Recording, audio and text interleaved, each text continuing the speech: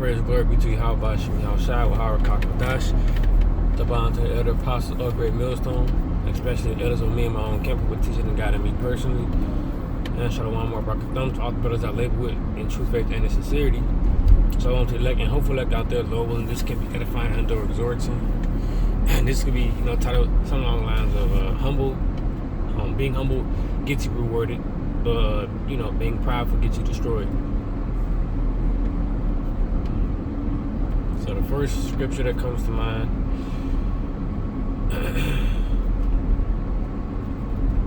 is this one.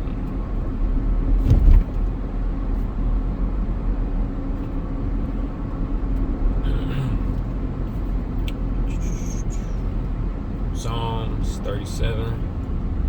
Let me see. I'm gonna start at 10, but the point is in 11. Psalms 37 and 10. For yet a little while, and the wicked shall be, and the wicked shall not be. Yet thou shalt diligently consider his place, and it shall not be. Side point, the wicked, Esau and them, they're very proud, and you see their outcome was about to be their end, basically. From doing everything just proudly and just thinking proudly. But the point is right here in 11. Psalm 37:11. But the meek shall inherit the earth, and shall delight themselves in the abundance of peace. Going into meek. It says poor. It says humble, afflicted, needy. So, it's better to be in a humble spirit. Because humbleness gets rewarded.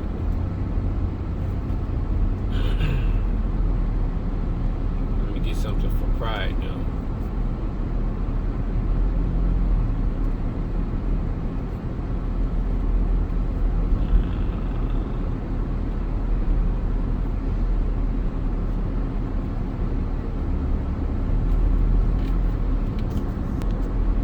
So in Proverbs 16, verse 18, it says, Proverbs 16:18, pride goeth before destruction, and a haughty spirit before a fall. So pride, always will lead you to being destroyed.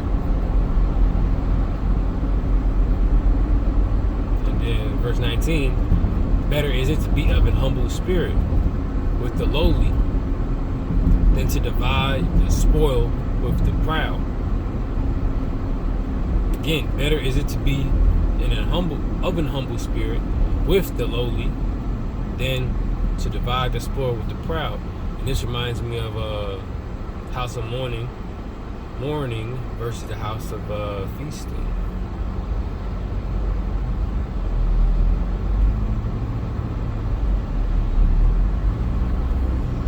Ecclesiastes 7:2. It is better to go to the house of mourning than to go to the house of feasting, for that is the end of all men, and the living will lay to his heart. And there's another one too talking about this. Mirth. Yeah, kind of. So again, Ecclesiastes 7:2. It is better to go to the house of mourning than it is to go to the house of feasting. The ones that are mourning are not proud. You know what I'm saying? If you're in a low estate, you got nothing to be proud about.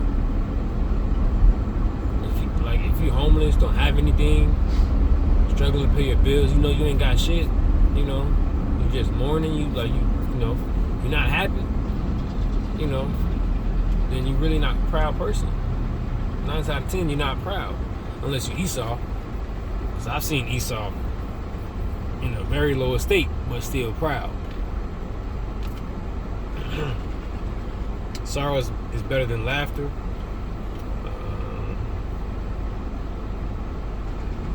Let me get this one too. Jump it down. Ecclesiastes 7:4. The heart of the wise is in the house of mourning, but the heart but the heart of fools is in the house of mirth. Did that go right there? Hold on. I'm trying to find another one too. No, that's it right there.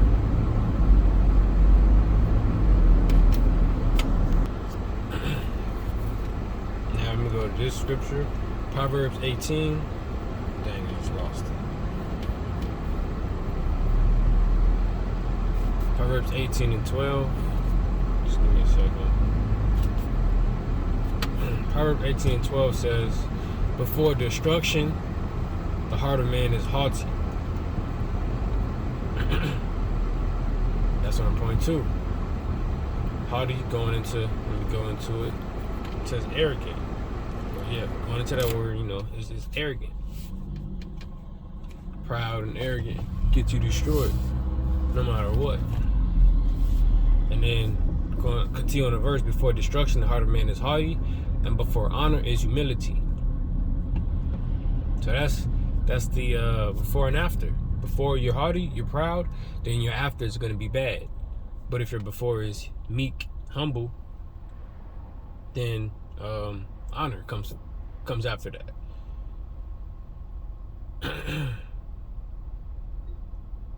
Because going into that word humility is meekness. And that other scripture that I forgot to get, Matthew 5.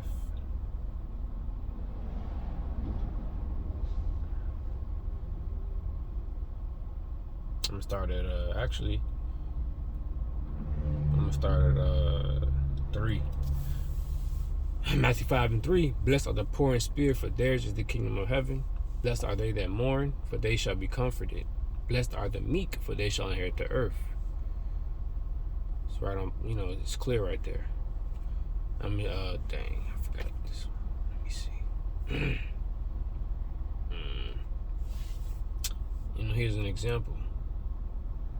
And I'm just close it out. No need to draw it out. I'm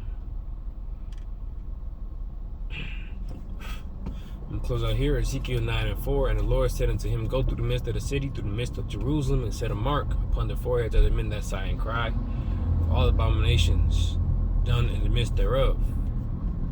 That's a positive mark. You see, it's a mark of salvation, an exemption of of the judgment, bad judgment that's going to come upon this place. So you see, it says, set a mark upon the foreheads of the men that sigh and cry, which are meek, which are humble, which are in the house of mourning. So that mark is something good. That's the after. Before you're sighing and crying, after you got the mark of salvation. So Lord willing, to edify and exhort. Shalom.